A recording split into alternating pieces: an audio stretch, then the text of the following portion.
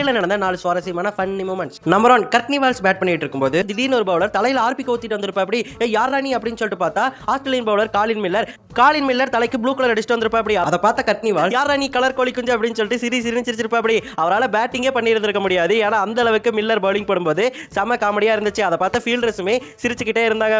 Miller இது இப்ப பண்ணல, எக்கச்சக்க தடவை பண்ணியிருக்காரு. ரெட் கலர், மஞ்சள் கலர், பச்சை கலர்னு சொல்லிட்டு கலரா தலைக்கு பெயிண்ட் அடிச்சுட்டு வந்துட்டு பவுலிங் போடக்கூடிய ஸ்டைல் தான் அவருடைய ஸ்டைலு.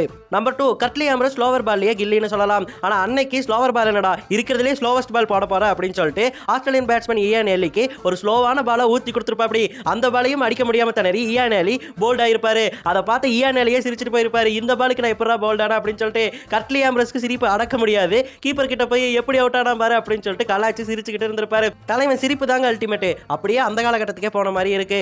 நம்பர் 3, மிஸ்பா உலக எங்க ஸ்கூப்புக்கு ரெடியாக ஸ்லிப் கீப்பர்னு சொல்லிட்டு 2 பேருமே லெக் சைடு வந்து நின்று இருப்பாங்க. ஆனா அந்த பாலானது கட் ஆயிருக்கும். அதனால ஸ்கூப்புக்கு போனவர் திடீர்னு கட் அடிச்சுட்டு இருப்பாரு. அதை பார்த்த கீப்பர் ஸ்லிப்பு என்னடா சாட்டியது அப்படின்னு சொல்லிட்டு தலையில கை வச்சு நின்னுட்டாங்க. நம்பர் 4, இந்த மாதிரி ஃபீல்டர் நீங்க நிறைய பார்த்திருப்பீங்க. பாலை பிடிக்க சொன்னா கோழியை பிடிச்சிட்டு இருந்திருப்பாங்க. அதையும் ஒழுக்கமா பிடிக்க மாட்டாங்க. இந்த மாதிரி உங்க டீம்ல யாராவது இருந்தா மறக்காம கமெண்ட்ல சொல்லிட்டு போங்க.